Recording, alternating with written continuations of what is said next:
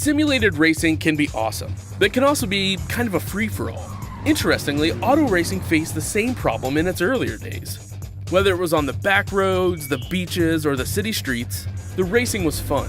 But there was always a certain level of chaos and danger, until some folks came along and put some order to all of this. Stuff like official racetracks, regulations about weight and equipment, and enforcement of standards. That's what gave us high-speed excitement, fast-paced action, and photo finishes. That's when racing became racing.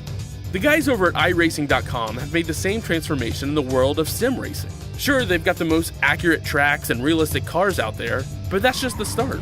See, iRacing analyzes the performance and results of each driver in every race, so you can be sure you're always placed in races where the competition will be tight, and that those reckless drivers who ruin it for us all are kept in the pits.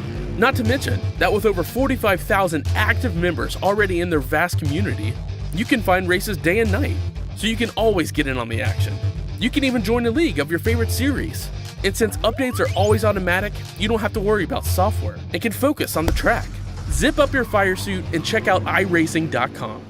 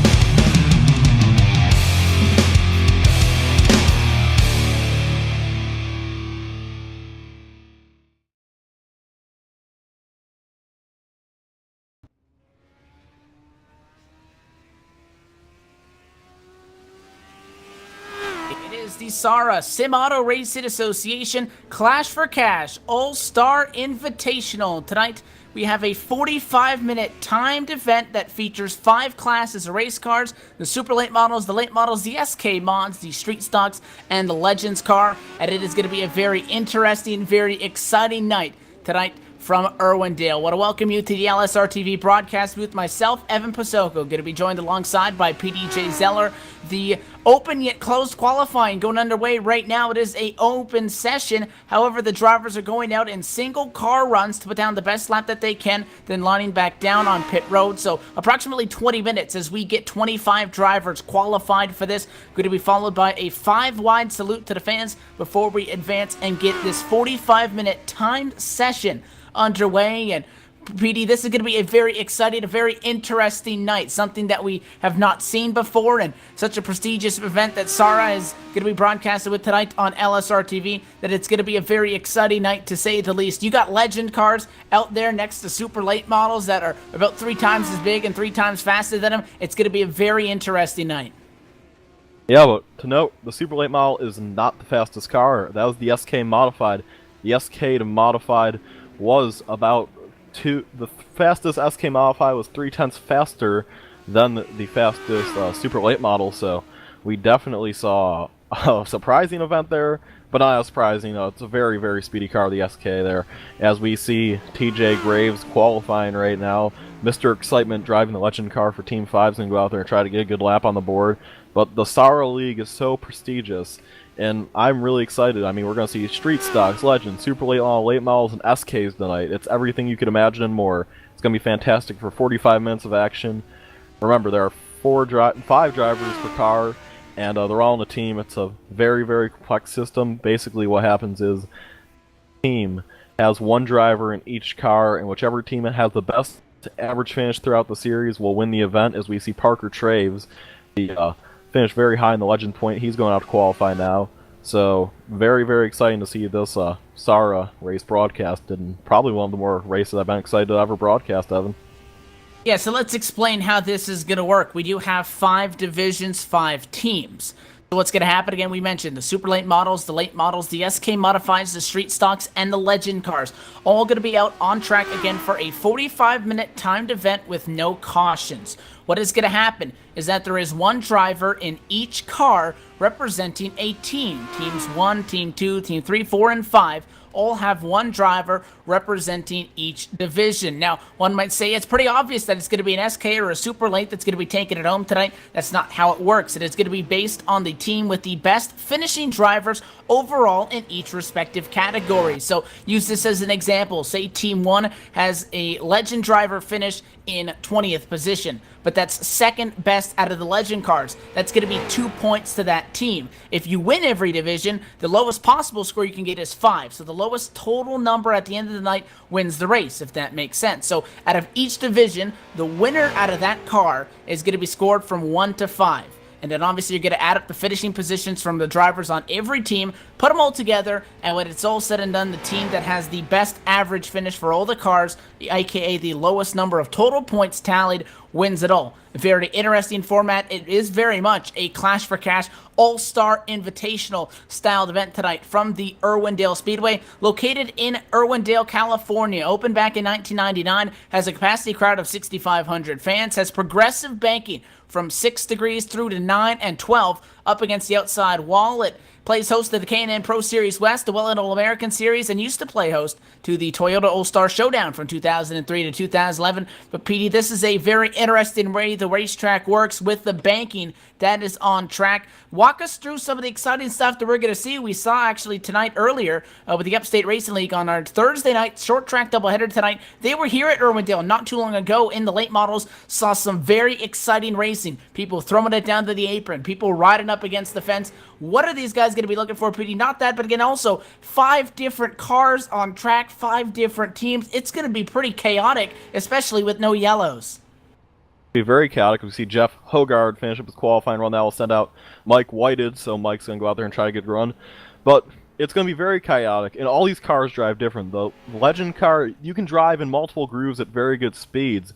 So I expect to see the Legend car have some great racing between themselves. Remember, you're racing the cars in your class, you don't have to worry about everyone else. The street stocks, you can race these things. There's 2 main grooves to street stocks, the high line and the way low line. You'll see some dive bomb pass with the street stock. It's a very exciting car, very heavy, low-powered machine. It's close to the speed of the Legend car, but it's a little bit faster. So that should be interesting as we see Russell Berry now get out there. So we'll see that. And now let's go up to the late model. The late model, there's 3 grooves. The very high line, the middle line, and the low line can all work with the late model. And it creates some very chaotic racing.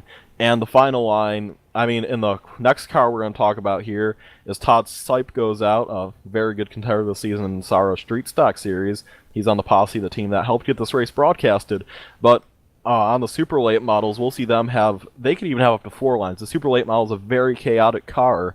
You can drive it in many different lines and have speed from this Irwindale Speedway, as Todd Sipe just goes 3/10 faster than any other street stock so far. And then the final car being the SK modified, the racing, I wouldn't say isn't as exciting with that, but it's less. It runs the middle groove, and it's going to be very, very, almost wide open-ish for the SK modified, being the car it is. And we're going to see drivers driving it sideways, having a lot of fun. And we have some great names out here tonight. It's going to be amazing. With the tires on the right side of the SK modified being bigger than the left side, that should be fun to watch. This is just going to be a great event here from SARA. Excited to have it on air. As we see, now we're going to see the late models start qualifying. Jarrett Lawrenson, I want to comment about the late models. This car is slightly less powered than the super late model, which makes it slower and can back up the corners better. So, it should be fun to watch that tonight. Let's take a look at some of the numbers here, vehicle to vehicle, on some of the differences that we're going to see throughout the race tonight.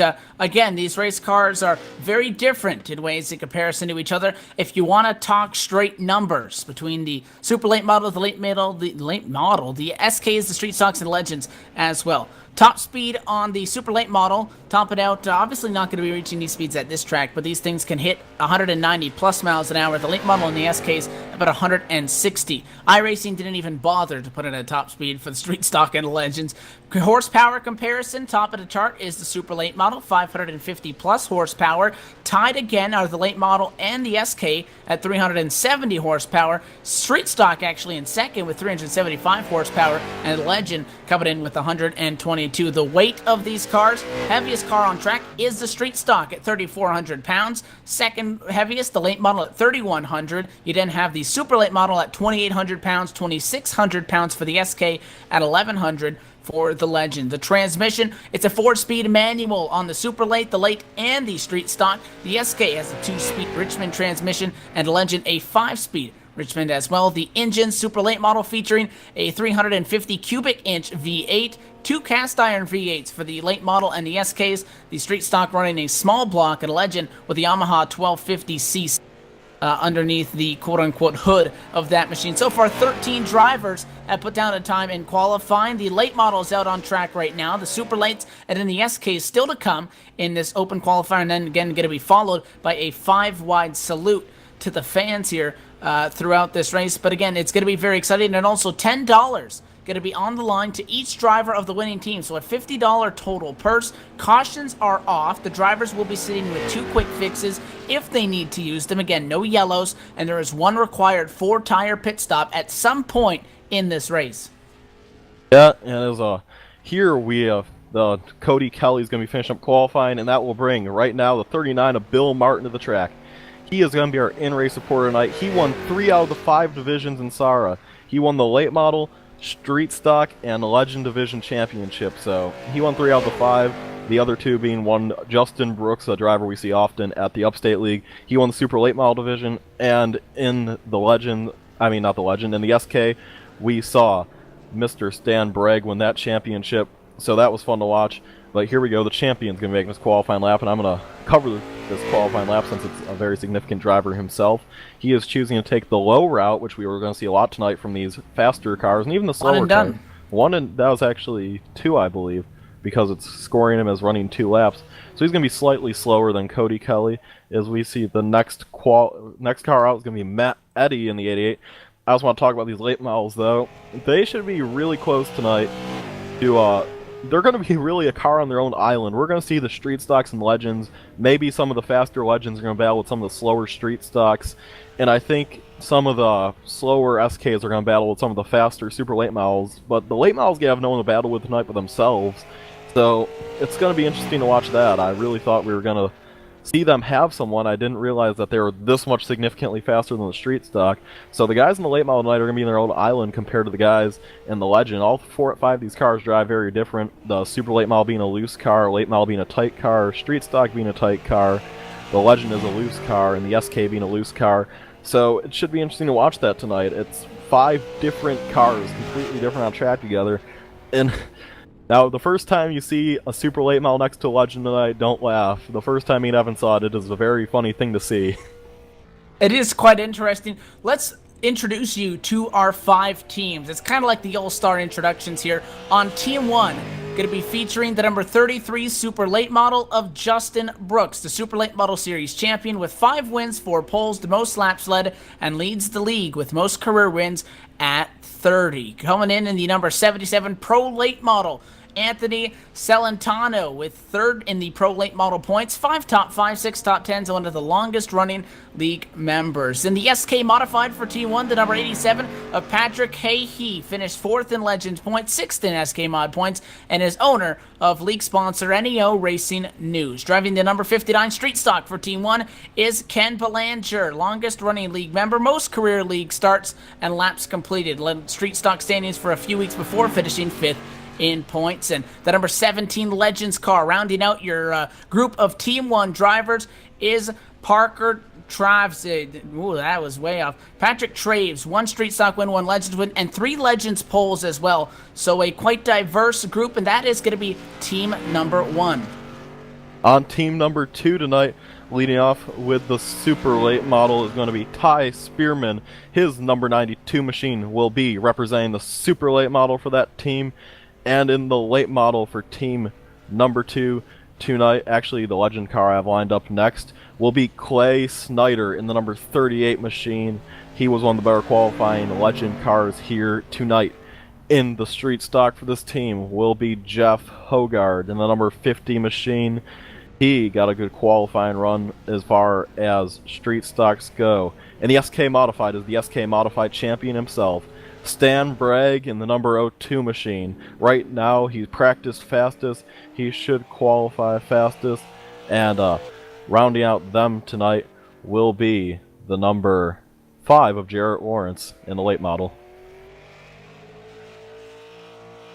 Team 3 is going to have James Linkowick right now. The number 7 super late model going to be heading that charge for Team 3. Finished 4th in street stock points, 5th in pro late model points, and 4th in super late points. Driving the pro late model number 37 is Mike Belanger as well. He got 4th in late model points, one of the longest running league members, 3-time former SARA champion. Driving number 67, SK Modified for Team 3, Kevin Myers finished 3rd in SK Modified standings, 2 poles and 1 win in the SK division, 1 Legends win as well. Driving number 84, Street Stock, Russell Berry, one of the longest running league members, 7th in Street Stock points, 10th in Super Late Model standings, and rounding out for Team 3, driver of the number 90 Legends car is Travis Warling, finished 2nd in Legend points, and has 6 wins, 5 of those coming on road courses, and 4 poles in 2014. Team 4, Ray Farlow, one of the longest active league members, finished 9th in the Super Late Model standings. He'll be riding Super Late Model number 72. Bill Martin in the Pro Late Model number 39. He is the Late Model Street Stock and Legends champion. 12 total wins in 4 different divisions. He will be in the number 39. Matt Rolfe, he is the league owner. He's going to be the SK Modified number 51, one of the longest running league members. Finished 5th in SK Modified standings, 3rd in Legend standings. He is a 4-time SARA champion. In the Street Stock number 58, Mike Whited became a regular in the Street Stock division, often fighting for top 10s, but had a missed part of the season due to surgery. Glad he got out of that okay, and he's here with us tonight. And tonight it will be rounding out that team, the number 32 Legends car of Ryan Borges. He joined partway through the season, ran 37 races in all divisions combined, and finished top 10 in 31 of them. That's a good batting average. Won his first league race in Legends division late in the season, and that is team number 4. And the final team competing in the Clash for Cash tonight, presented by the Posse, driving for Team 5 in the number 88 Super Late Model, Matt Eddy, one of the longest running league members, became the latest driver to reach 100 career SARA starts, which only 9 drivers have reached that specific milestone. Driver number 75, Pro Late Model, going to be Cody Calley, 2nd in Late Model points with 3 wins and a pole, 5th in Super Late points with 1 win and 1 pole in 2014. Ian Lane going to be piloting the number 98 SK Modified, got 6th in Super Late points and 8th in Pro Late Model points. Todd Sipe, driver of the number 25 Street Stock, finished 3rd in Street Stock points and 7th in the SK Modified standings. And rounding out Team 5, driver of the number 22 Legends car, TJ Graves, 2-time former winner of the Legends division and ran part-time this season in all 5 divisions. We talked about the divisions, and we still have a little bit of time with 3 cars yet to qualify. For those that may be unfamiliar with the SARA gang, let's let you know a little bit about all these groups that you're going to see out on track, beginning with the RB Performance Super Late Model Series, the league's top division, averaging nearly 33 cars per race and featuring some of iRacing's top Super Late Model drivers. The 3rd season of the Super Late Model points just finished up. Justin Brooks won his first SARA championship. Next is the Emerald Designs Pro Late Model Series. The first Pro Late Model season was back at the beginning of 2013 as the featured division of the league, and still continues to be one of the top late model series on iRacing. The league's 2nd longest active division just finished its 7th season, with Bill Martin winning one of his 3 championships this year. The SK Shootout Series, the newest division to SARA, running a 5-race mini-series this past year. SARA has run Tour Modifieds before. This is the first time the Modified division had a full series since the end of 2013. Stan Bragg won the first SK Shootout Championship for his first league title. Sportsman Street Stocks as well, the league's longest running division. Spanning back to the first ever SARA season in fall of 2012, the division just finished up its 8th year, and Bill Martin won the championship. And rounding about PD, the NAO Racing News Legends League. The Legends division serves as the league entry-level division, but features some top-level drivers that compete for a combined oval and road course series schedule. Bill Martin picked up the championship in a division where the title hasn't been decided by any more than 9 points in 4 seasons. So as you guys can hear, this is a lot of great stuff that SARA puts on. And again, glad to have you with us on LSRTV. Qualifying going to be drawing to a close here. Just about 3 drivers, actually only 2, have yet to put down a time. And Stan Bragg right now, provisional pole sitter as we have our final guys roll through. And I believe we're now going to be rolling out on track. All these drivers, I believe they're going to try to get up for a 5-wide salute before we do advance to the race. Yeah, and that's going to be fun to watch. I see a lot of them pulling off pit road now by class. So that should be interesting to watch. And we're going to see them try to get lined up here, Evan. So here they come out onto the track. They're going to be doing the 5-wide salute, as you said. It should be really exciting to watch. They're doing it by class. They have done it multiple times. First car out appears to be a 33 of Justin Brooks. He's going to go straight to the front. So they're going to get ready to go 5-wide. If you ever go to their Facebook page, their profile picture is a 5-wide salute with each class, and they're going to do another one here. So trying to get a new cover photo for Facebook, and this should be fun to watch, Evan. And all that talking about made me want to run this league, Evan. You know what? We should do it, Evan. We're getting them set up 5-wide here for the salute to the fans by division. If you're noticing on the ticker, obviously you're going to be seeing the driver's first name, initial, followed by their team. So we do have access to seeing their full name on the stream. You may just see like ST2, which is our pole sitter Stan Bragg from Team 2. And again, we have all that information. We will constantly be relaying that to you as we talk about drivers so that everybody knows, you know, who and what team is going to get. It all depends on where you finish in your respective division. That's going to determine who takes home the checkered flag after what should be a wild night from the Irwindale Speedway. And Petey, going to get set to get this 5-wide thing going. They're getting the drivers all lined up, and this should be exciting. Yeah, I'm very excited to watch the 5-wide salute, and that's going to be probably one of the cooler things to see. I mean, it's all these cars. You'll finally get to see a comparison between the the big late models and the little legend cars, so we're getting ready to see that. They're getting them all lined up. We're watching the SKs try to get organized here. Almost all the cars are organized. Just they have to get another SK in there and another street stock, and okay, they're all lined up. So one more legend car, we're ready to roll off, Evan. Yeah, and this is going to be exciting to see as all the classes are out there on racetrack. Going to make for a nice photo op. So if you want to find out more information on SARA and also probably find this picture later tonight, you can check them out for some league information. You can go check them out online, www.simautoracingassociation.com, all one word, all lowercase. Same link as well on their Facebook page, facebook.com/simautoracing association. For more, like us on Facebook as well, Live Sim Racing TV, and these guys are going to be rolling off now from corners number 3 and 4 here. They go by the front straightaway, going to get everybody organized, and then we're going to have a 5-wide salute. Pete, you have to say, this is probably a first. I don't think I've seen a 5-wide salute before, and this is a pretty wide racetrack, but it's still going to take some considerable coordination. Yeah, and it looks like the street stocks are struggling a little bit right now. There they go. They got it all together, and the 5-wide salute is now real. 5 wide, 5 rows deep, and this is just, it's something to see, folks. I'm sure you're getting an amazing vantage point from all of our great cameras up there, but right now, the super late models look so big compared to the legend cars, that's making me giggle. The SKs look so awkward compared to the other cars, and this is just something amazing, you know? Putting all of these cars on the track together, I'm sure the owners of SARA love to see us. They see what they put together here. Truly, what is a diverse, fast league. Something that this is probably, if not the most, one of the most premier short track leagues in iRacing. I mean, you talk to any of the short track guys in an official session, and you say the word SARA, and they're like, "Oh yeah, SARA, I want to race that league," because this is prestigious. You get to race the best of the best. Not a lot of other places you can do that. So certainly exciting to watch here, as now they're going to get all disorganized and have a little bit of fun. So that was the 5-wide salute, folks, and we're getting ready for the race here, Evan. Yeah, the 5-wide salute, you saw them as they came by the front straightaway, and time for business. We have a quick moment. We're going to step away to a commercial break, and we're going to bring you back in time for the green flag, and we'll let you know where everybody is going to be started. Again, glad to have you with us on LSRTV. You're watching the SARA Sim Auto Racing Association Clash for Cash All-Star Invitational, presented by the Posse tonight from the Irwindale Speedway. Races coming up. Don't go anywhere.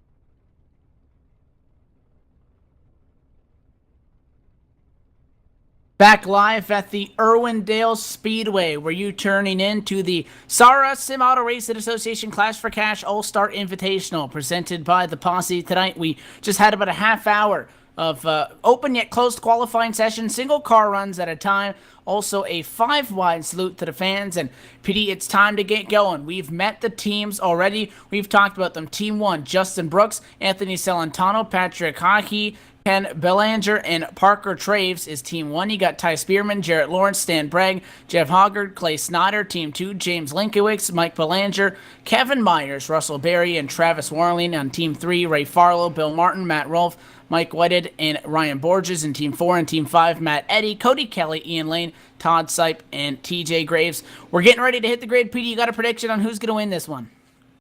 Well, that put me on the spot there. We did talk about it a little bit during break. You got a lot of good teams here tonight as I stall to look at the team names, and I am going to go with team number 4, that being Ryan Borges, Matt Rolfe, Bill Martin, Ray Farlow, and no, I'm missing something. Mike Whited. That's too elite of a team not to win. It has so many elite drivers on it. I can't see that team not getting the job done tonight, Evan. Well, the field is hitting up on the grid. I'm going to have to go with, it's a tough pick. I want to go with Team 1, but it looks like Ken Belanger a little bit slow on the, for their division, rather, of the street stock, which, again, could hurt them in points. I'm going to go with turn number 2. I'm going to go with Team 2. On this one. So that's going to be my pick. Let's let you know about the grid real quick. Again, we have multiple divisions. The top lane is going to be some SKs. Stan Bragg on behalf of Team 2 alongside Kevin Myers on Team 3. Justin Brooks on the inside of row 3 for Team 1, and that's the super late model. James Linkowitz on the outside of row 2, 4th place. That's Team 3 with the super late, and P5 PD is a Team 2 machine for the super late model entry. That's Ty Spearman. P6 is an SK modified, Ian Lane for Team 5. P7 is a super late model, Ray Farlow for Team 4. P8 is an SK, Patrick Hahi for Team 1. P9, Matt Eddy for Team 5 and a super late model. And P10 is a normal late model, Cody Kelly for Team 5 and a 75. This racetrack coming in at 0.5 miles, so already on the grid and ready to get set going, but 25 drivers are on track tonight. It's going to be interesting for us trying to keep track of all the action. We heard a lot of 4-5 wide in their test race last night. Obviously, with all these cars being significantly faster and or slower than each other, we're going to have the legends going down laps, already about 5-6 laps in, so this is going to be very exciting. There's going to be a lot that's going to go down in the next 45 minutes. Again, there is no lap counter. There is a time limit. Once 45 comes down, or the clock counts up to 45, this race will be over. No yellows, 2 quick fixes, a required stop, and a total of $50 on the line tonight. Pace car down and away, and the SARA Clash4Cash gets set to go green. Our leaders bring us into quarters number 3 and 4, and now green flag in the air. Stan Bragg going to bring us down, and we are racing from the Irwindale Speedway. This one going to be exciting. Already some 3 wide back in turn number 4. Yeah, first battle for position between a team is for the super late model lead. That's between James Linkowitz and Justin Brooks, racing side by side multi-group Irwindale Speedway. It seems as though that's going to be side by side for a little while, so that's the first battle for the lead with Linkowitz and Brooks. No one has a clear advantage, although Brooks is going to get into him a little bit, and Brooks is clear. Give the super late model lead to Justin Brooks. So that next battle for the lead will be between Bill Martin, the three-time champion this season, and Anthony Celentano.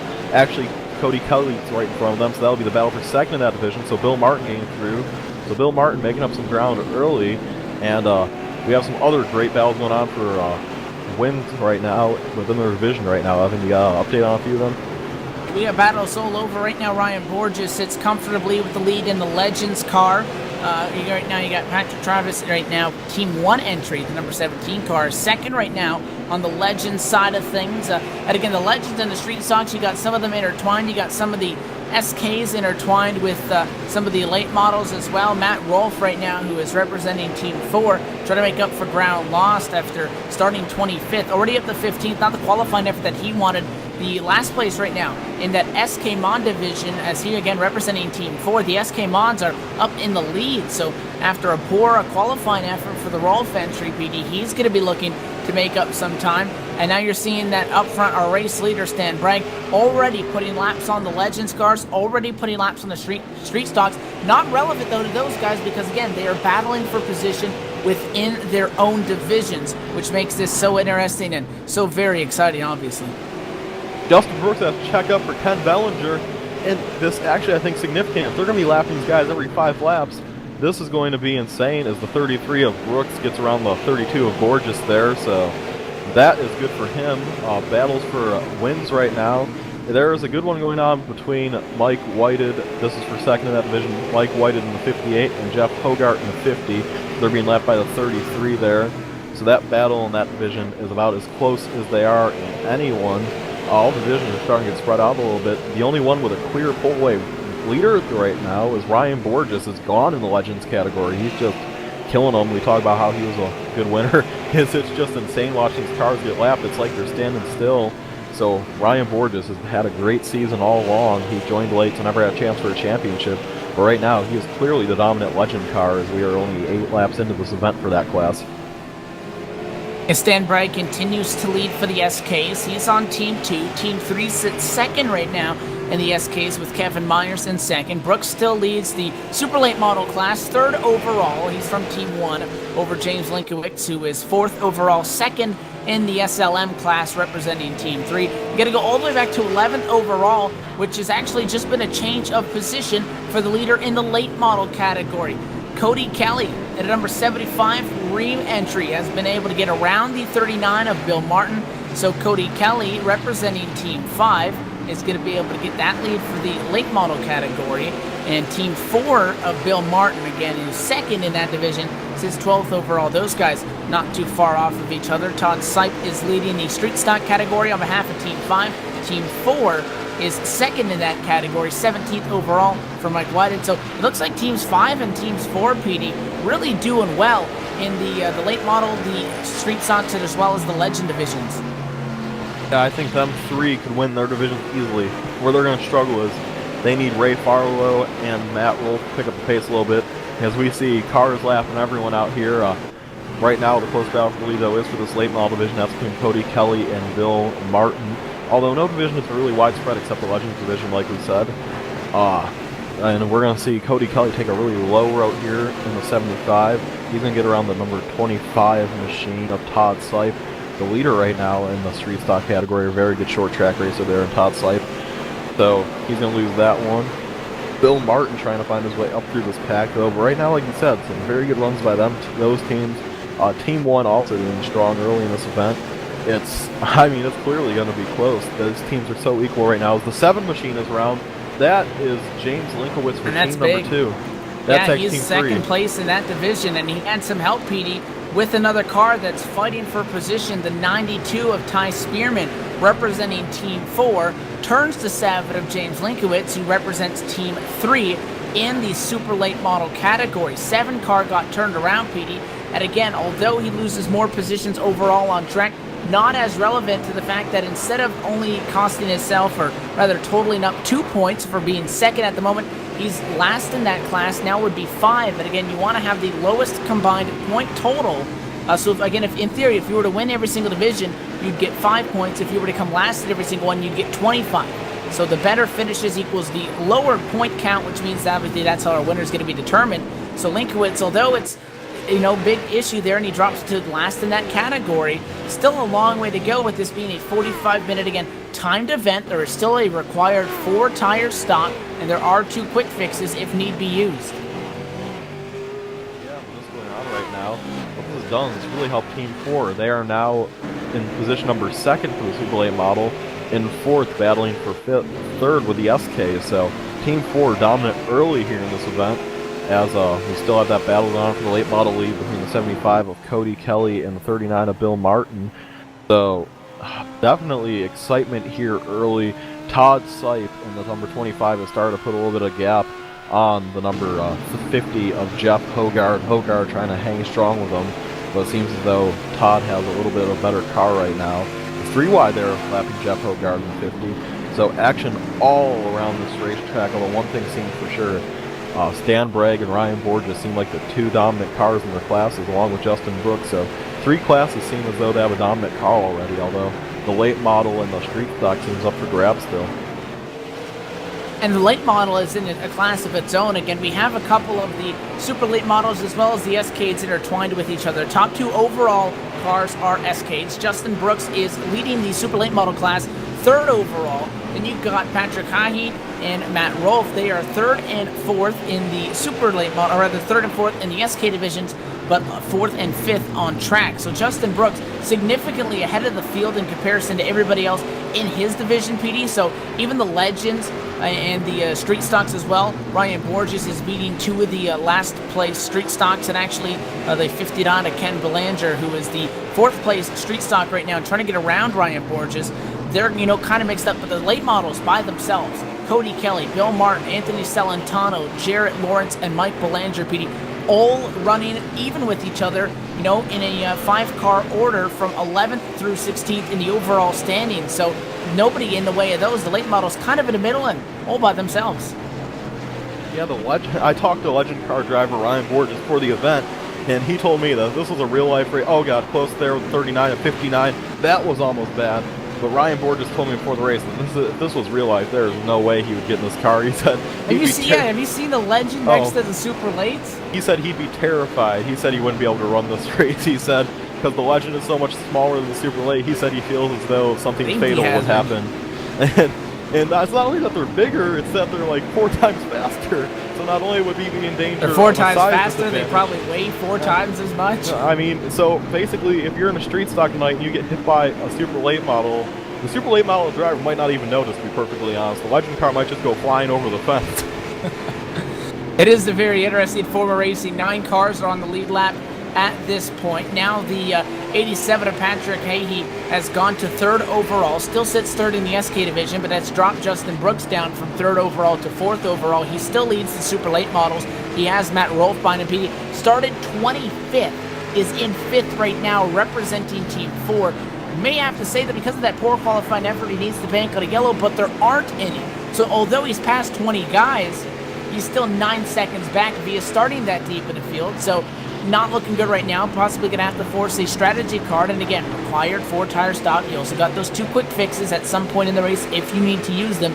But right now, although it's been a huge pickup for the Rolfe camp and a great job for that Team 4 entry, he's still significantly further behind in the SK division overall. Impressed that he's been able to get around Ian Lane, who's struggling a little bit representing Team 5, sits 8th overall and 5th out of the SKs right now. Yeah, still, one of our battles in the racetrack is for that late model lead, 75 of Cody Kelly and 39 of Bill Martin. Although we're seeing great racing all over this racetrack, the lapping is probably the best part right now. We see Justin Brooks lap a few legend cars, one of those being Parker Traves, who's 2nd in the legend category. He came to this event thinking he could win, and right now he's not quite as fast as Borges, but he's 2nd fastest to Borges, who seems to be in class of his own right now.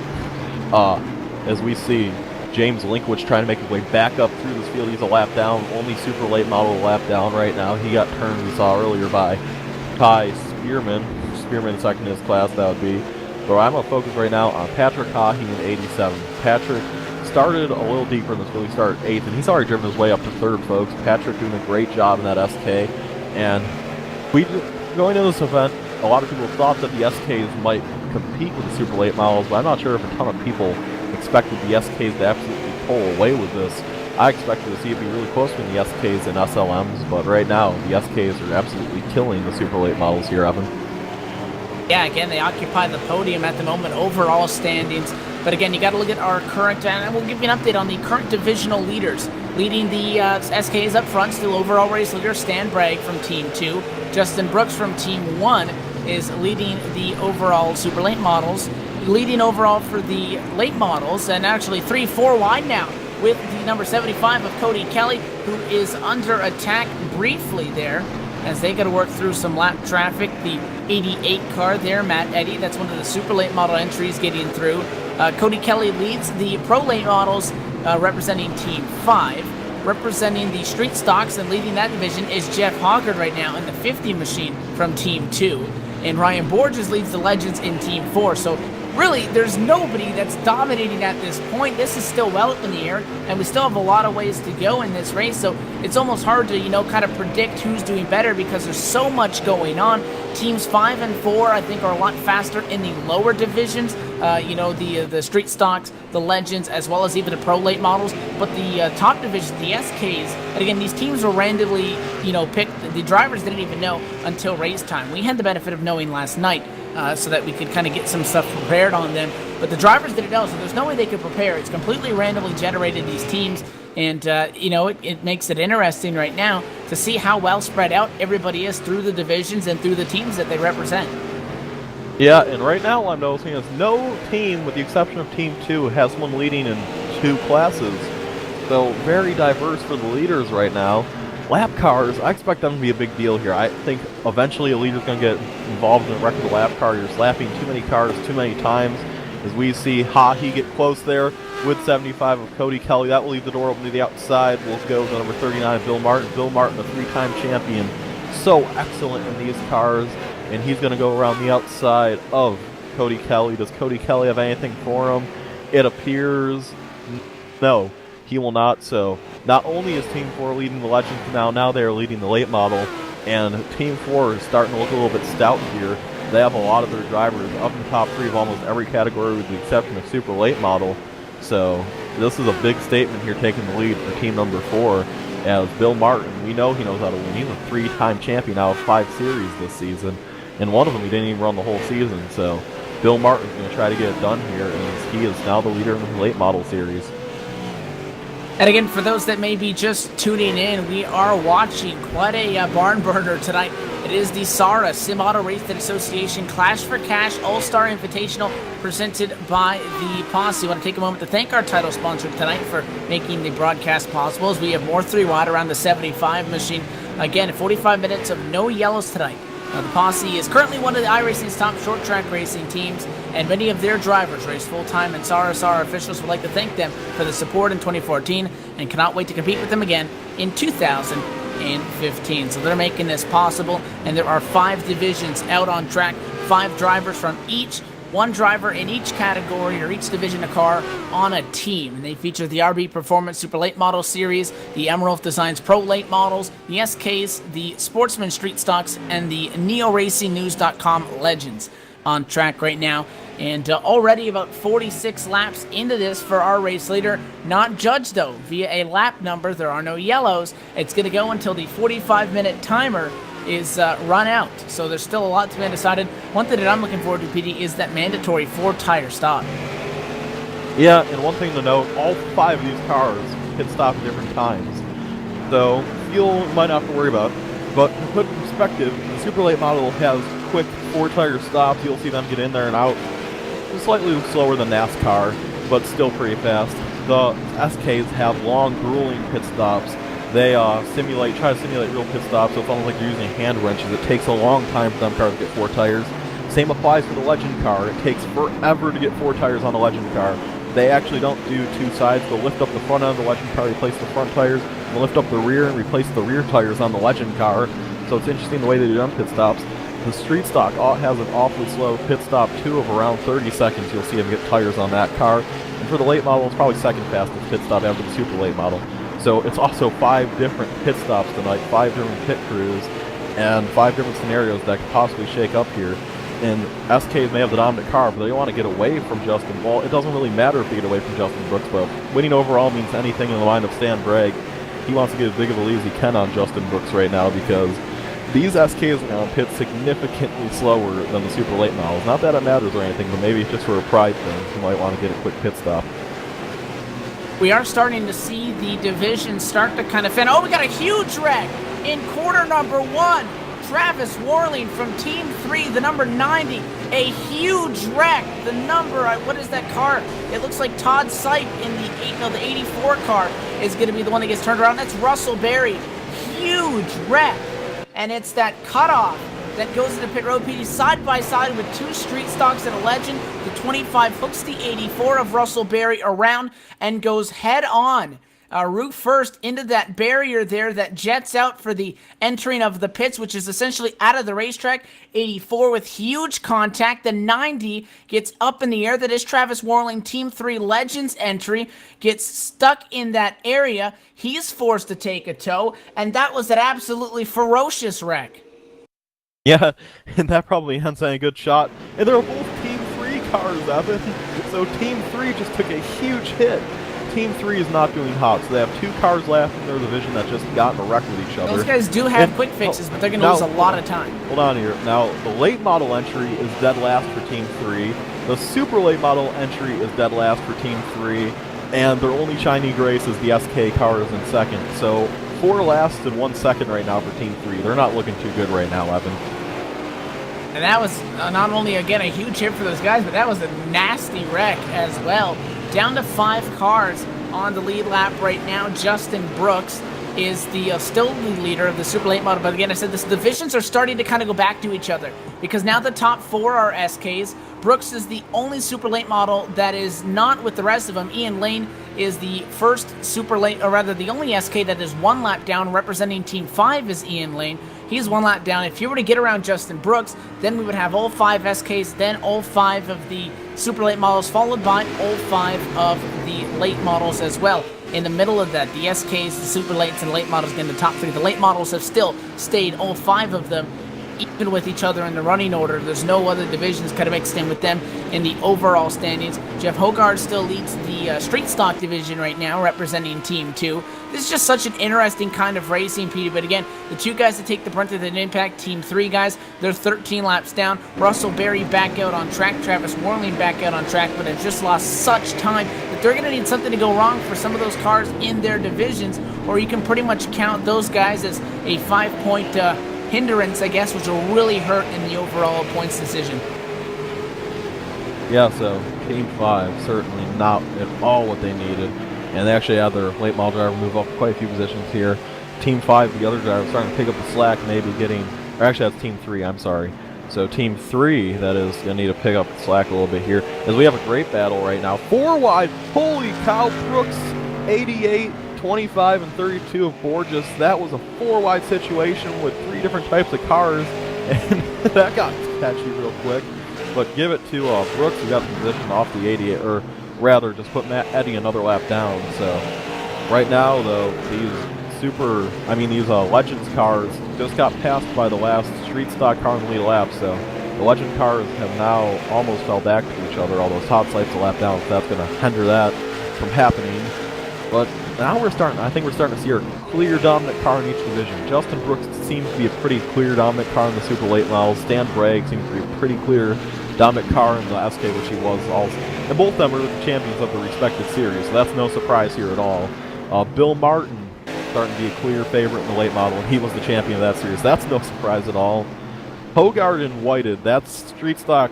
That's still a 3-man battle. Anyone can get that one at the moment. And Clay Snyder has took the lead from Ryan Borges. I am confused on what just happened to Ryan Borges. He actually disappeared off the racetrack. Ryan Borges having a connection issue, one we saw him have at Cora the other night. Ryan Borges, what a hit for Team 4. He's not on the track anymore. He fell through.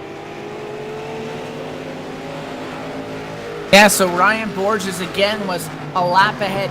And again, for those that don't know, he received the throughput and fall to an unacceptable level, which means that he lost his connection with the sim. This happened to him right after he completed his qualifying lap, Petey. He was able to reconnect, get back out on track in time for the 5-driver salute. But another huge hit as Ryan Borges in the number 32 Legends car, after being a lap ahead in the class of that field, has dropped connection from the sim. If he is to reconnect as soon as possible, it's going to cost him multiple laps. He's already dropped the 4th overall. Even Travis Warling, who's had those problems, Petey, going to be able to pass Borges in the Legend car points at that extent. That's a terrible hit for Team 4, and unexpected as well. That will actually hand over the lead to Team 2, Clay Snyder. This was not expected at all. We all expected Borges to come in here and have a great event, but when it wasn't, we thought Parker Traves was going to be second fastest to Ryan Borges tonight. That was what was expected coming in tonight, but Clay Snyder is doing a little bit of upset here and make it Team 2 the dominant team right now. They're leading 3 divisions. They're second in another one. Look at this huge pack down the back. We got a huge pack of cars. Holy big pack of cars, and oh my, they're The 59 is in the middle, 5 wide. Oh god. It's Noah's Ark. It's Noah's Ark. They're 2 by 2. There's one of each car. Yeah, there's 2 of each. Still 3 wide. There's an SK. There's street stocks up against the fence. We got some of the late models going through the middle. Still 3 wide, about 3 rows deep. This is insane. Out of quarter number 2, and it's Cody Kelly in the 75 from Team 5 in the late model category, P. That's in the middle of it all. You want a reason to join a league, just look at what just happened there. Awesome. And I think that if you need any more reason than that, you should be racing leagues, because that was just awesome there. But we're actually just past halfway in this event, so getting closer to the pit stop. I mean, this pit stop, these drivers make whatever they wanted. I mean, for God's sake, they wanted to make it on lap 1, they could have, which clearly no one did. That would have been an interesting strategy, though, Evan, but we saw no one take it, so not worth noting. But right now, these cars, is Cody Martin actually took the lead back from Bill Martin in that big pack. There was so much going on, we didn't even notice it, Evan. So give the lead back to Cody Kelly in that class, as Team 2 actually, well, like I was saying, they're leading 3 out of their 4 divisions.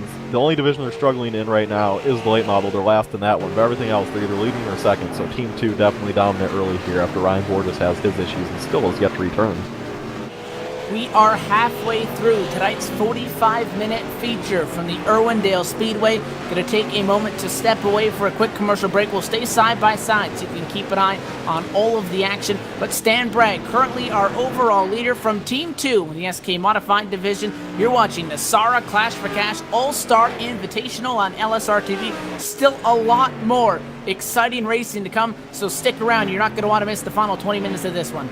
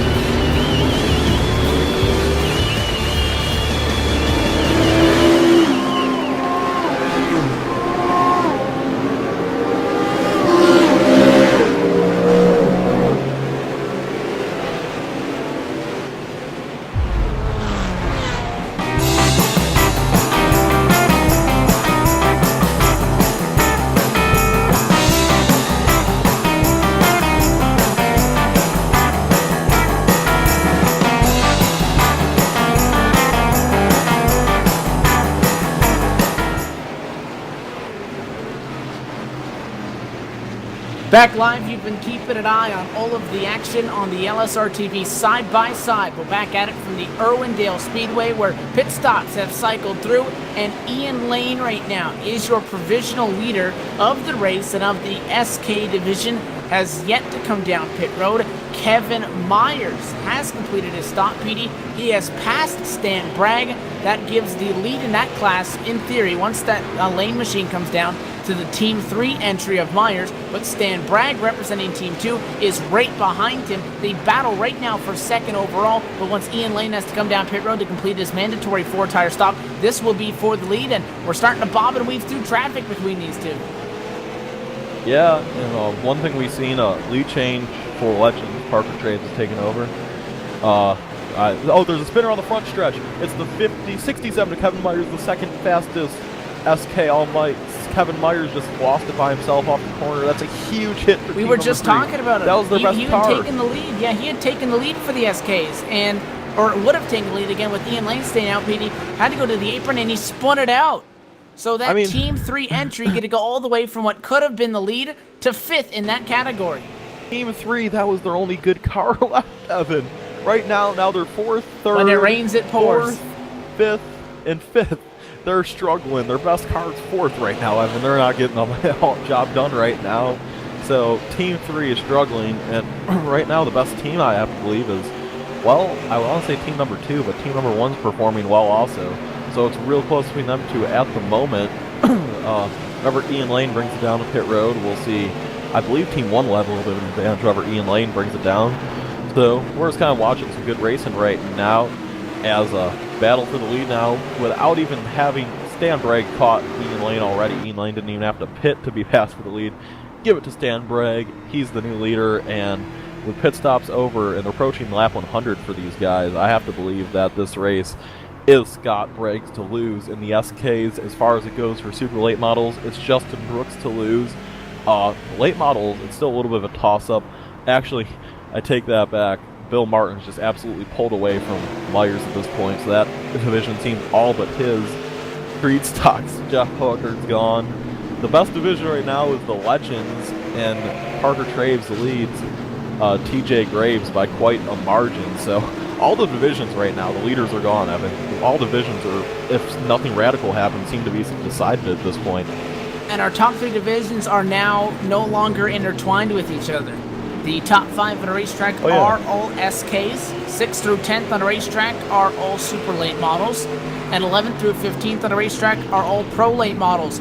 Would be completely even, which again, we saw a lot of these cars at varying speeds throughout practice races, PD. But we would have everybody literally in their own groups as far as the overall standings go, except actually Patrick Traves has been able to get around Ken Belanger as well, as that 59 has come down pit lane. So Parker Traves and TJ Graves going to be able to go around. But Russell Berry, the 84 car, obviously had that huge impact, PD. He would have made it.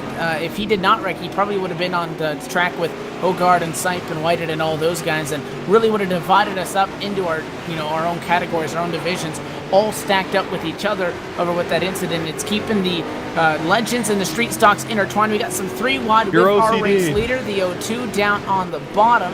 Ian Lane has cycled back to 2nd. We got some battling for some of the top spots in the late models going on there. Yeah, right now 77 is going to be battling with the number the number 77 will be battling with the number 37, although he's starting to pull away a little bit. So the battles for position right now are not real, folks. I mean, closest battle on the racetrack, I don't know if you can see any close ones, Evan, but right now I see Stan Bragg just pulling away from that SK field like crazy. Brooks has a 1-lap lead over that field. Bill Martin has a 1-lap lead over his field. Jeff Hoggard has a 1-lap lead over his field, and Parker Traves has a 1-lap lead over his field. So these battles, I mean, no cautions, a bunch of different cars on a track together. It's exciting to watch, but man, they're getting spread out here. And I believe you chose Team 4 and I selected Team 2, is that correct? That is correct. I will stick with my poison. Okay, so let's take a look at, because I think Team 2's doing real good. They're 1st in the SKs, they're 2nd in super lates, they are 1st in late models, they are 3rd in... No, they're not, they're last. Oh, I'm thinking of team. I'm looking at your team. So I just accidentally rooted for you. Team 2 is last in the late models. Your Team 4, Bill Martin, leads.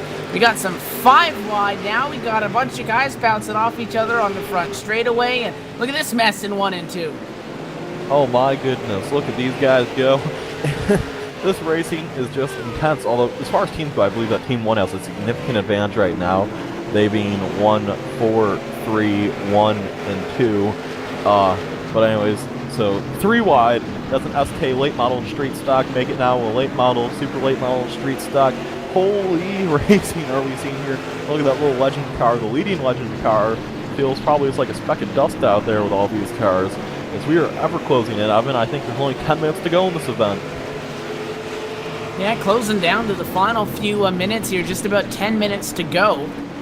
And again, we talked about how a lot of the leaders in the categories have pulled away. Stan Bragg leads over Patrick Hahey right now between first and second overall and first and second in the SK division. That's a 1.8 second gap. But Justin Brooks leads these super lates because he's only 1 lap off of the SKs. Ty Spearman, who is second in that division, is 2 laps down off of the SK Modifieds. In the late model series, Bill Martin and Cody Kelly are on the same lap. They're separated by just about half of a lap for the number 1 and number 2 spots in that division. You got the top spot in street stocks divided by a lap. Parker Traves and TJ Graves are separated by a lap for the top spots in the Legends division. So although they've spread out, again, there is still a possibility, and we've seen it a couple times, where people in high running positions can easily get caught up in an incident. Obviously, with people being at such different speed and the closing rate speed, there's nobody guarantee, no matter how, and I know race officials have told some of the slower classes to just stay high and let the faster guys kind of go low, and it would kind of help with the traffic there a little bit. But no matter what you can do, there's no way you can guarantee that you're not going to get caught up in some issue, as we saw with 2 team guys essentially taking their team out of it after being caught up in an incident. Contact as Ian Lane leaves pit road. He spins out the 50 car. That's on the back straightaway. He turned out... And Jeff Hogarth, PD, just got dumped from the lead spot in the street stocks. Myers got almost turned by Justin Brooks, saved it. He went right back after Brooks. He tried to turn Justin Brooks, but didn't work. So, he's diving after him. Kevin Myers wants a piece of Justin Brooks. Will he get him? He's obviously really upset. He blew the engine. The 33 just lost the engine. That's the leader of the super late model class just lost the engine. Oh my, can he hang on for 5 minutes? No, he's slowing. He's slowing bad. He has a lap lead. The 33 heavy black smoke is pouring. He's got a lap lead, but will it hang on for 8 or so laps? Petey's going to be forced for a quick fix, though. He's sure going to lose that top spot, though. I don't think so. Let's see. Ty Spearman right now is 1 lap behind him. Coming at a corner number 4 is Spearman. Spearman's in the 1 and 2. Let's keep an eye on Justin Brooks as he's down on pit road. Spearman now around the back straightaway again. This is for the lead spot in the super late model division. 33 is into the stall, waiting on the quick fix. Brooks is gone. 33 is off and away. Ty Spearman now entering quarter number 3. I think Brooks may have maintained the lead. We'll have to wait till scoring cycles through, though. But again, our leader in the street stocks as well, Jeff Hogarth, had gotten wrecked by a car leaving pit road, PD. He's dropped to 3rd now in that class. Wow, the changes, man. All these... I said you're not safe, and all of a sudden, like 2 major incidents there. Well... and Kevin Myers has left the race. That's Team 3's that they're done. I mean, they're going to be last. That's Team 5, I'm sorry. No, it's Team 3. Don't listen to me, PD. I don't know what Kevin Myers, so that's going to make Team 3 last, second to last, and second to last. So Team 3... They've had a rough night again. When it rains, it pours, I guess. They got caught up in the incident with each other and had a couple more problems as well, which is a tough break. Yeah, Team 3. I guess you could say the struggle is real. Kind of an upset team here. Team 5 is showing some muscle here late in a few divisions. I mean, right now I think this is a shakeup between Team 5 and... it's closer than I thought it was going to be. No, it's too close to call because they're all like evenly distributed in the top 3. With the exception of Team 3, Team 2, Team 1, Team 4...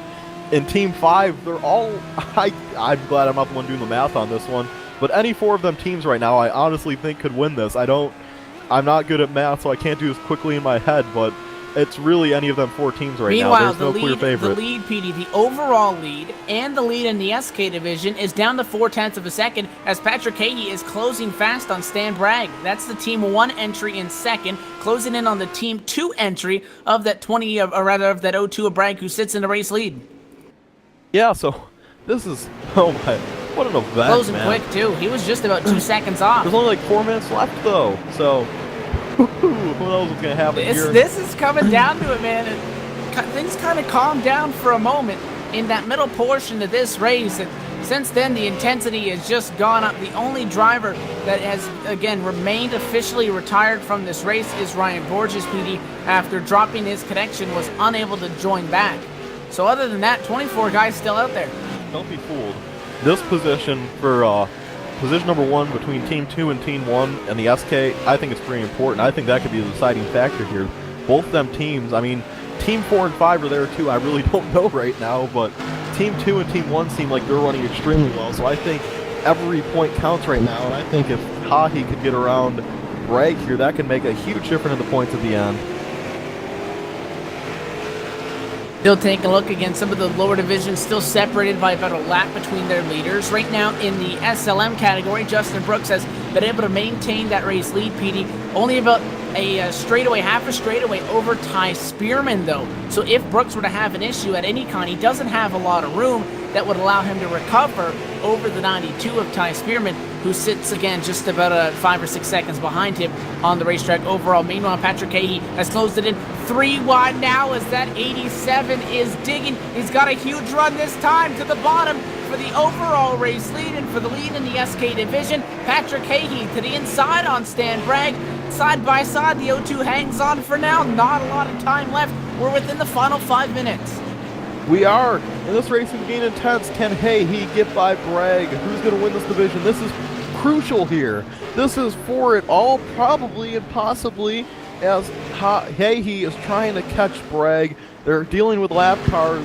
Cahey is there. Bragg has dominated this event, and it's just now who gets it. This could be big for a tiebreaker too, P. If there's a tie, they're going to go by whoever has either the most divisional wins or obviously the most highest finishing divisional placement. So this is a contact right in front of them. Stan Bragg. Stan Bragg is trouble done for the 7 of James Linkiewicz.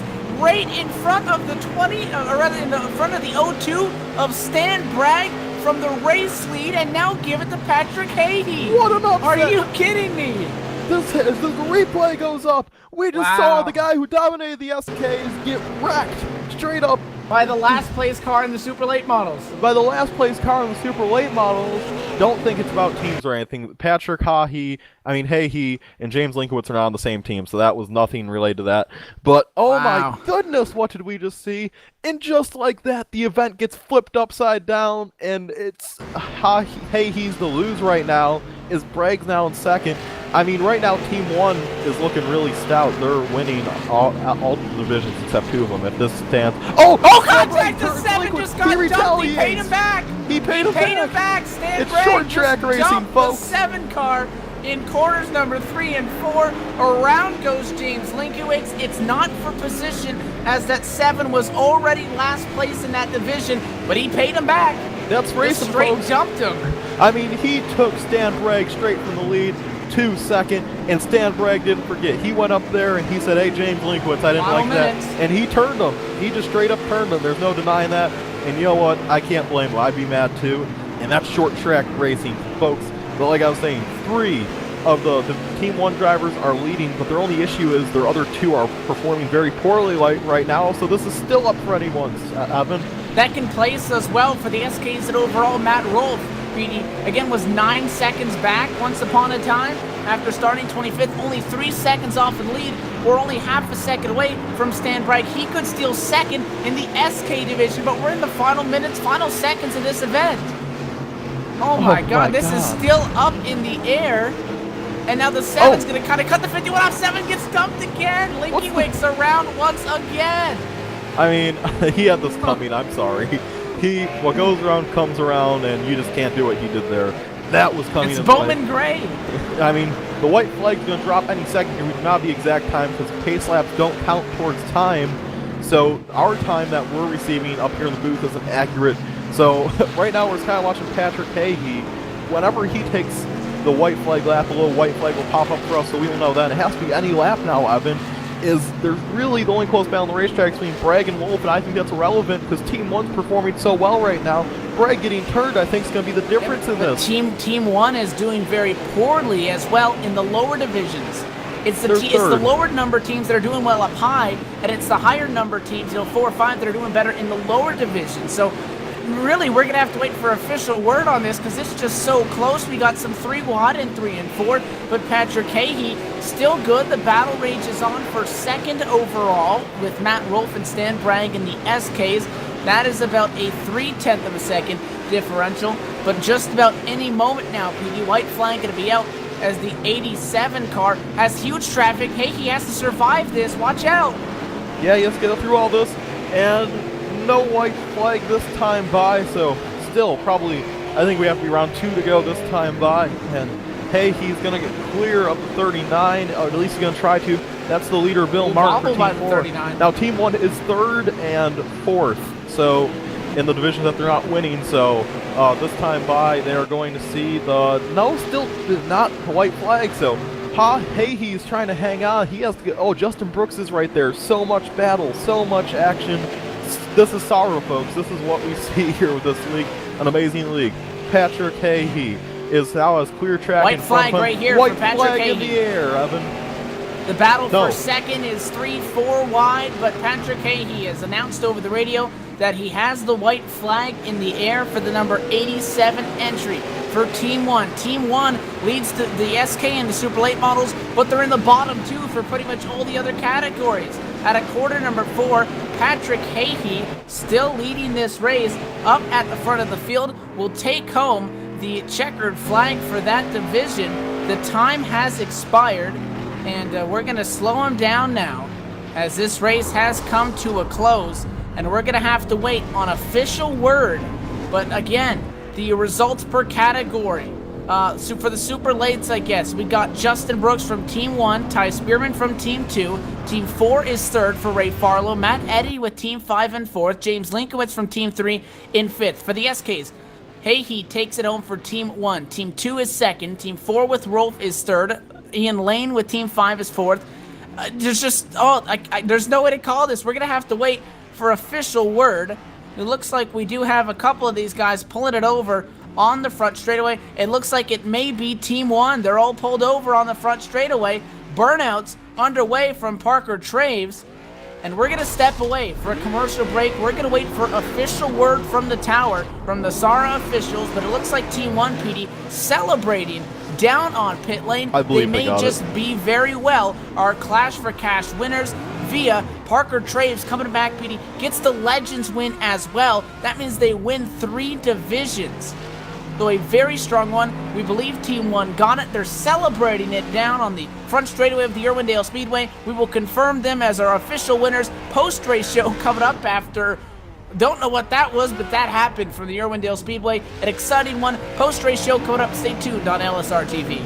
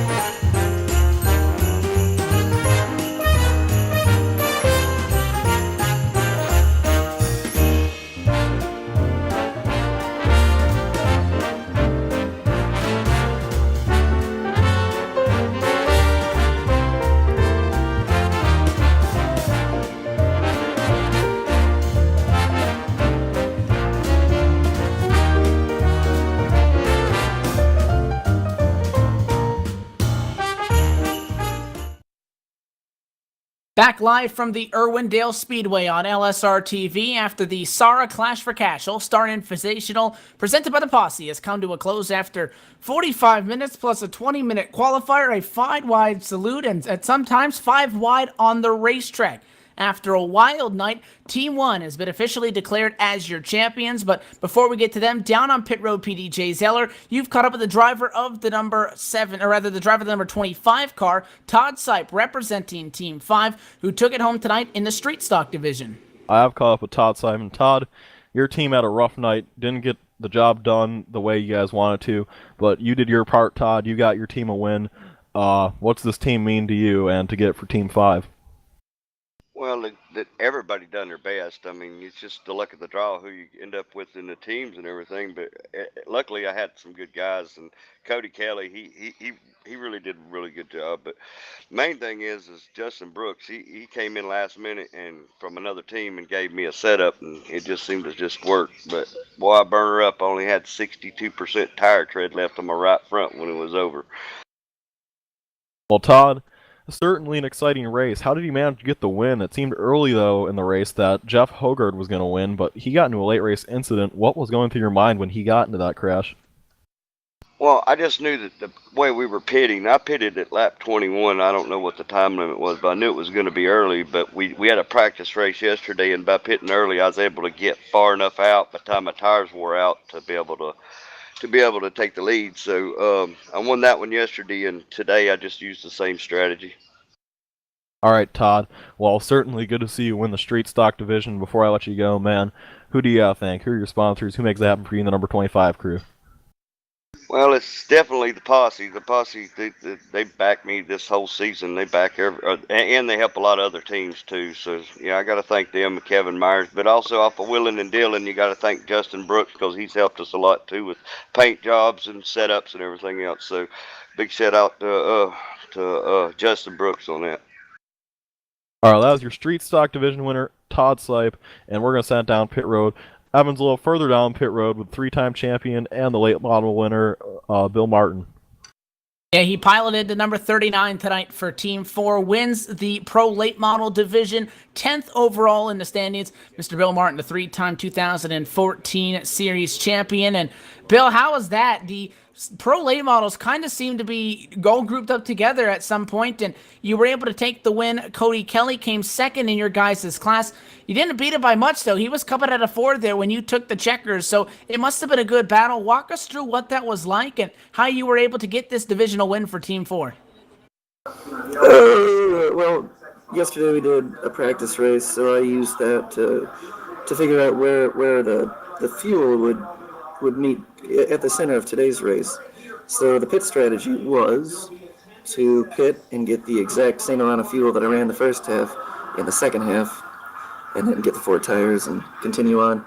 Cody got ahead of me from the traffic, maybe 10 laps before pitting, so he wasn't going to know when I was going to go in, so I got a little bit of an advantage.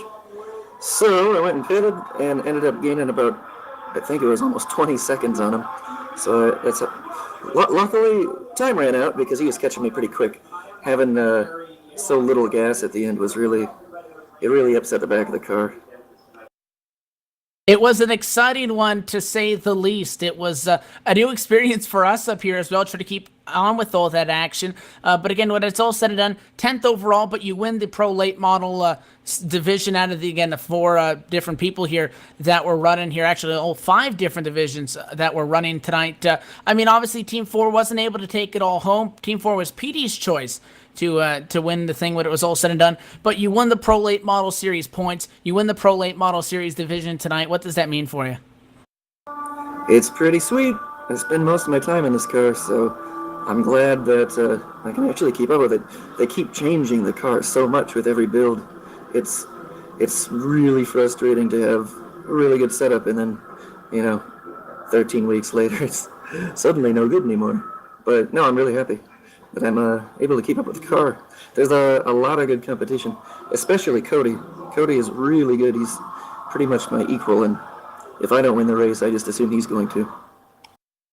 All right, Bill, well, before we let you go, sponsors and shout-outs and all that good stuff, who made this possible for you? Well, I actually turned my car into a Javelin, so therefore I'm sponsored by American Motors, the company that went out of business in 1987.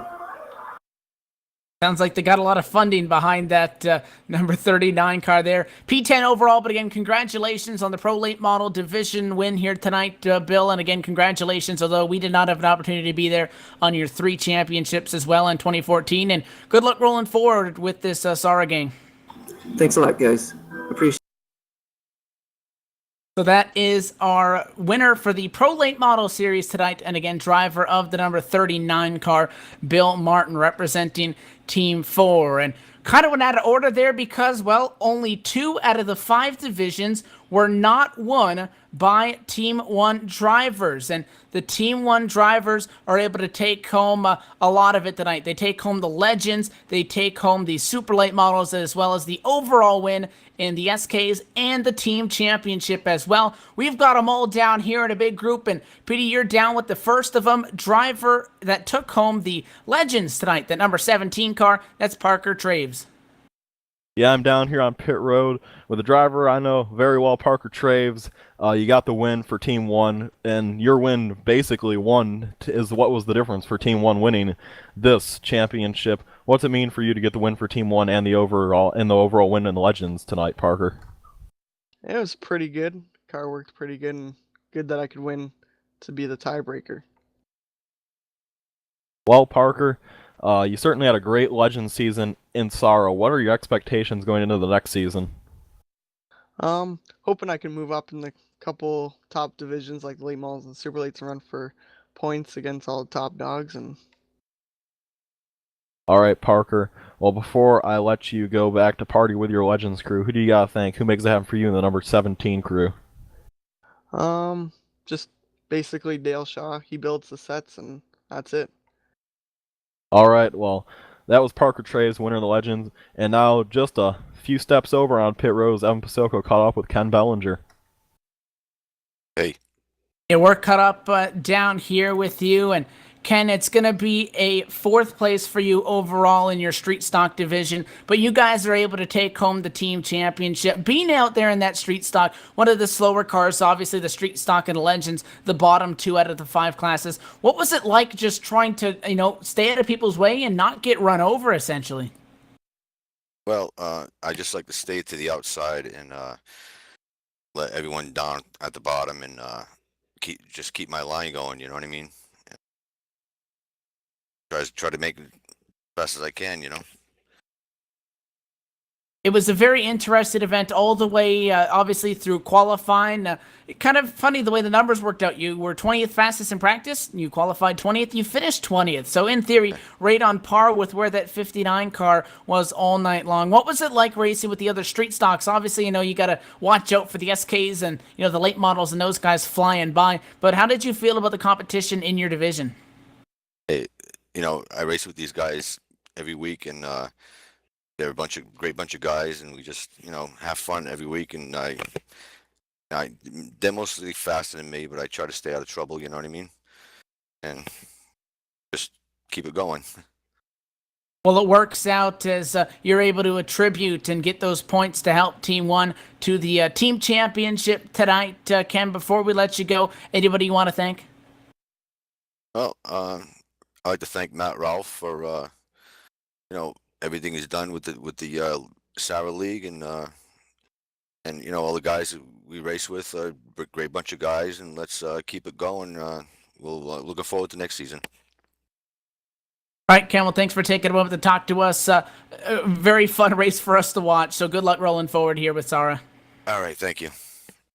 So that is the street stock driver for the winning Team 1. Petey, you're now down, caught up on pit road with the driver of the Pro Late Model for the winning team. Anthony Celentano comes home with 3rd in that division, 12th overall. Well, Anthony, tonight you didn't get the win like you wanted in the late model division, man, but you got 3rd, and every point counted for your team. It was really, really close. And you hanging on the 3rd definitely contributed. So what's it mean for you to be able to contribute to the Team 1 victory and help them win the Clash4Cash? Well, definitely the most important part was just hanging on to that 3rd. Typically, Bill Martin and Cody Kelly are incredibly quick in their cars. So just holding on the 3rd place, staying in front of my competition there, hanging on the 3rd was just important. I knew I had to be in there to have a chance at winning for the team.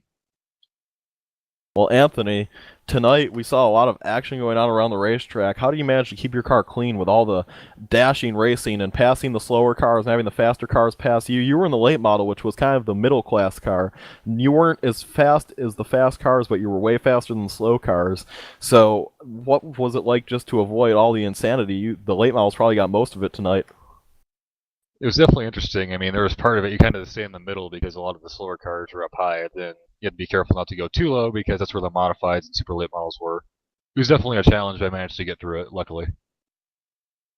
Finishing 3rd tonight, if you could do this race over again, would you try to finish higher and possibly challenge the Bill Martins and the Cody Kellys, or are you more than pleased with your result?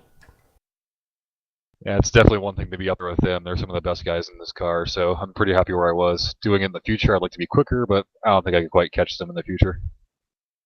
Well, certainly a good run for you tonight. And before I go to Evan, who do you want to thank? Who makes it happen for you? I'll join Ken Bellinger in thanking Matt Rolfe. He does a fantastic job with this league. It wouldn't be what it is without him. I'd also like to thank Irwindale Speedway and my good friend James Linkiewicz for providing the setup for this car. All right, certainly a great league. And just a few steps over next to the super late model winning car, Evan Pasoko is caught up with a jet-lagged Justin Brooks. Yeah, we were discussing how Borges was catching on to our plane. I didn't even know that we had a stowaway. He snuck on the back, comes home, luggage claim, is able to get another checkered flag on the evening as we're caught up with the divisional winner for the super late models and 4th overall driver of the number 33, Justin Brooks. Justin, long time no see. That was a exciting race, to say the least. The SLMs were just a little bit slower than those SKs. You come home 3 laps down on the top finishing SKs, but the super late models definitely had their fair share of trying to get through traffic. Surprised that 33 car's as clean as it is. How'd you get the job done? You started 3rd, come home 4th overall, and again, your divisional win helps lock up the championship for your team. What a fun night. Oh yeah, it's been a blast. Like I said, like you were saying, I went to New Smyrna and dominated a night at Upstate, and then I got on a plane, flew here, and made it just in time for qualifying, and unloaded the car and was fast off the bat. And I mean, it was fun. I mean, that was the most fun I've had in a long time. I want to give props to Matt Rolfe and Paul Miles for putting on this great of a league and just crazy ideas that they've done like this.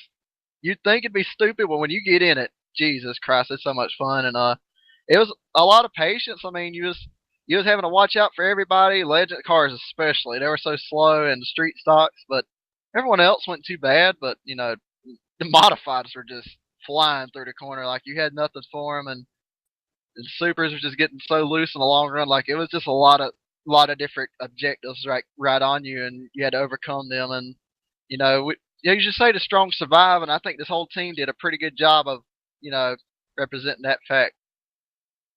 You guys kind of came, I don't want to say as dark horses, but I think PD chose Team 4 as his favorite. I took Team 2. The next thing we know, Team 1 wins more than half of the divisions. I know you made a quick note of the guys. What else can you say as a team effort overall to be able to, again, you won your divisional championship, which is one thing, but to have obviously 2 other guys on your team to win divisions, the other guys that have solid runs as well, to put this together and make it a team effort to take home the overall team championship. Oh, it means a lot, man. It really does. I mean, all the guys, like I said, did a great job tonight. Ken did a great job in the street stock race. I was watching him. He was just avoiding all the trouble, and that's all it comes down to is avoiding all the trouble here. And Patrick, I don't know where Patrick come from, but he just flew by me. And next thing I know, he's up in the lead. Same with Parker, and Anthony did a great job, too, when he was running the late model race just to stay out there and survive and not be, too far behind the leaders. And my race, I mean, it was pretty good. I mean, I don't know what happened with James and Spearman. I guess they got together because I started a race off with 75% tape, just trying something. It lasted the lap of 100, and I blew up, and I thought I gave the race away. Next thing I know, I come out the pits, and I'm ahead of Spearman. And I was like, we got this. We got this. And sure enough, we got it and brought home the W tonight. A lot of hardware going home in the trailer of that number 33, Camp Justin. So for the second time tonight, I guess, sponsors and shout-outs, who made this run possible for you and Team 1?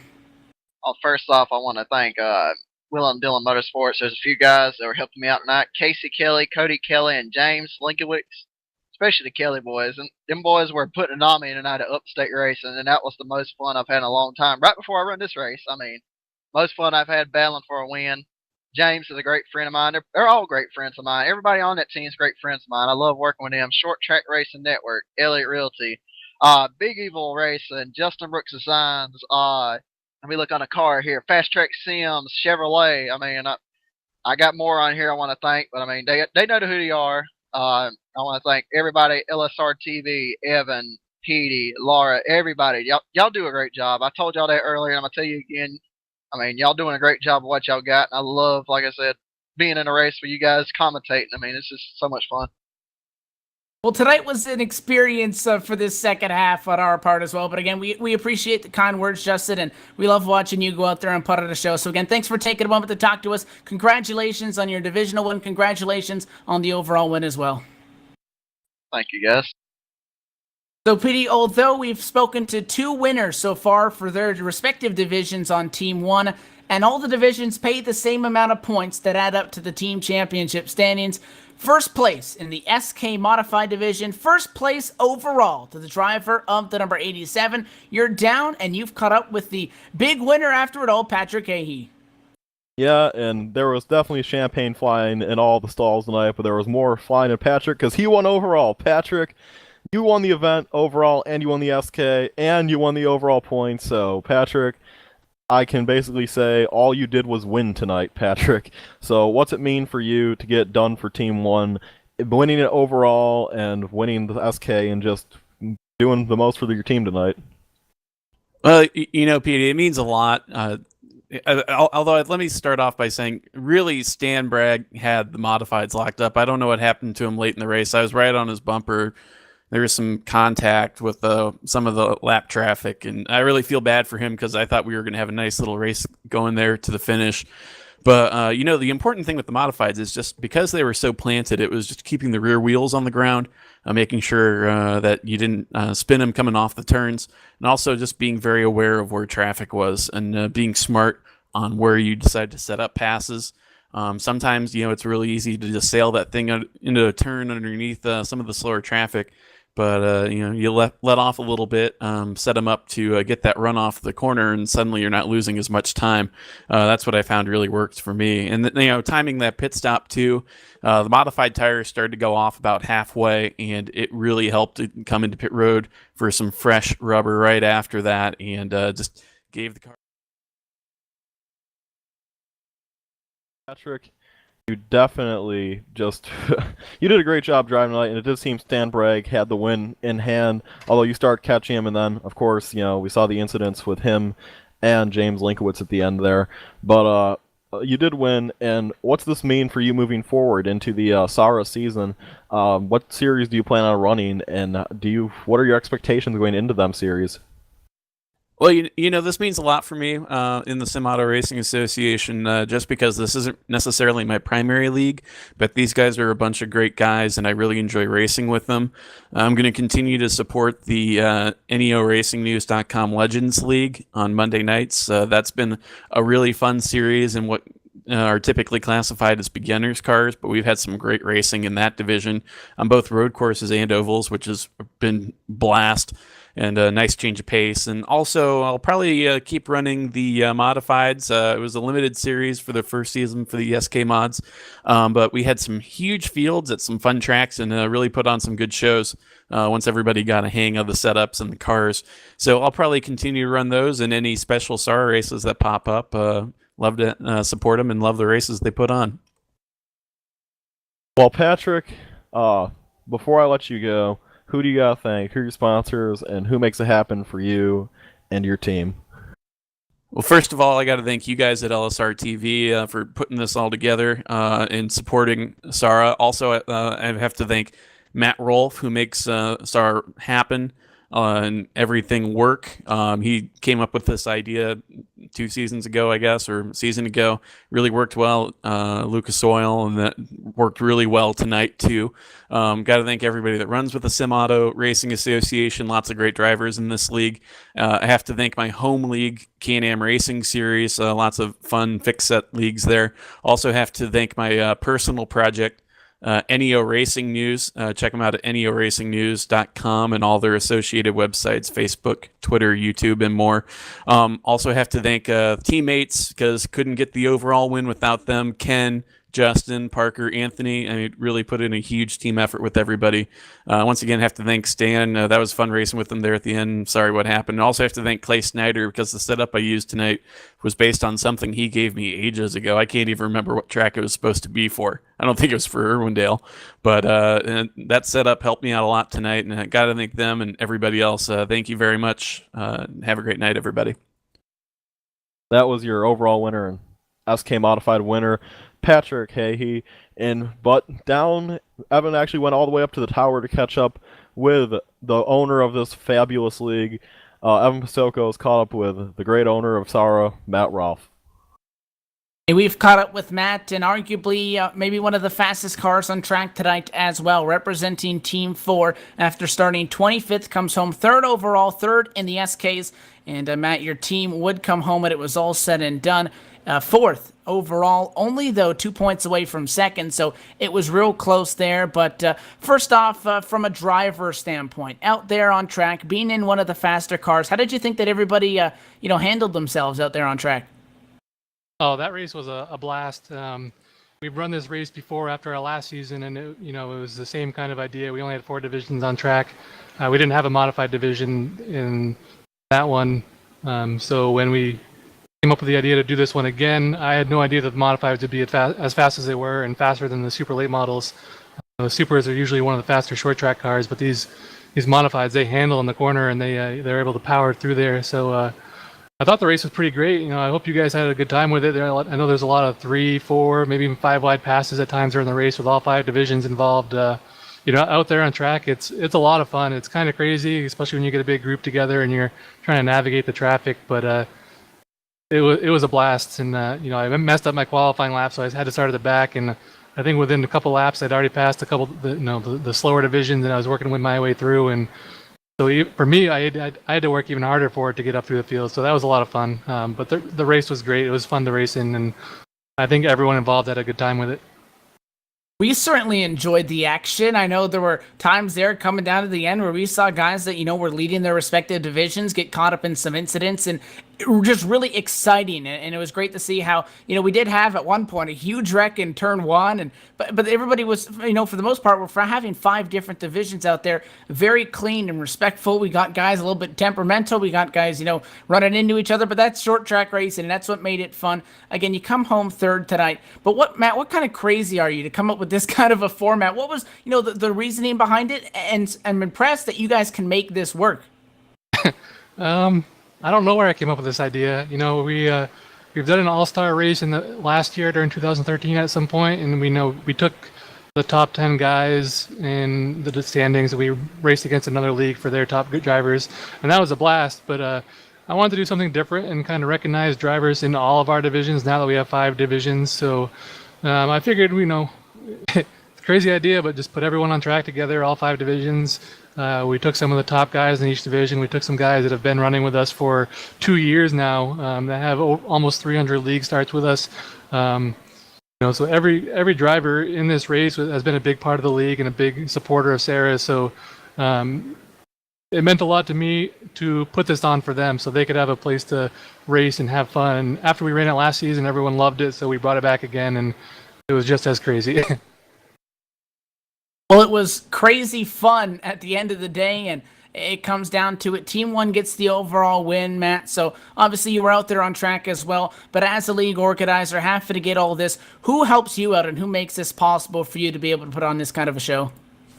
I got to thank our sponsors most of all. The Posse, they're the team that runs a lot of short track divisions. They came on to help with the broadcast side of things. So a big thank you to those guys for helping us get this together. I think I've talked with you guys for the last week or so, and we got this set up on a fairly short notice in the last week or so.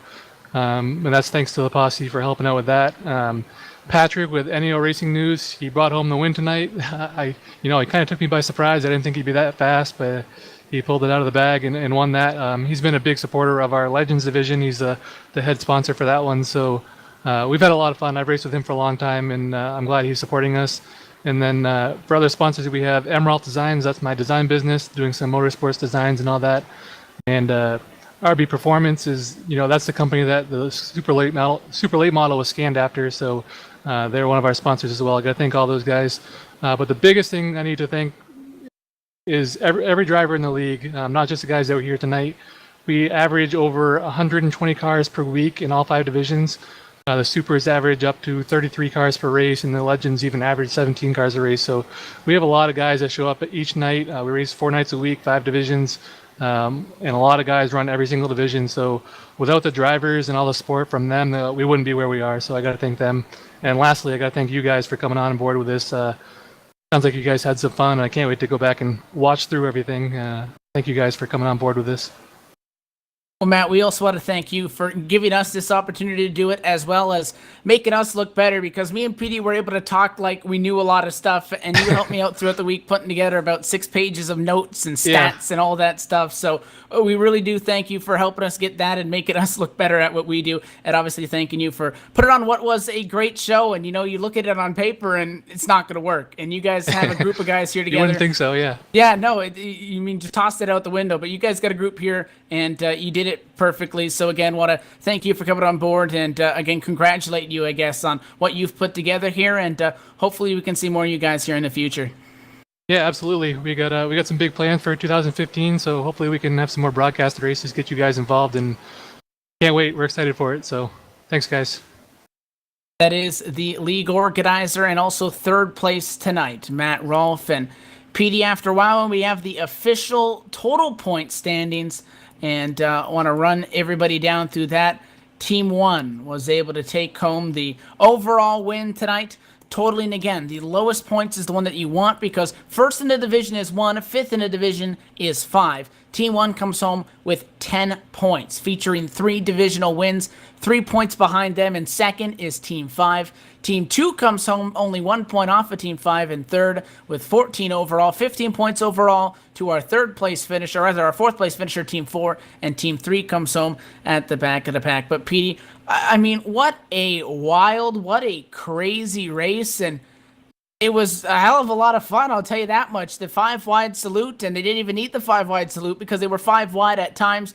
Just such a great race, and obviously we were happy to be a part of it. Very happy to be a part of it, man, and he said that he might have students more in the future. Well, I hope he wasn't just saying that, Evan, because this is... I mean, we talk a lot, Evan, and you know how much I love short tracks. I mean, that's all I talk about to you half the time, so I just hope we come back to this sometime.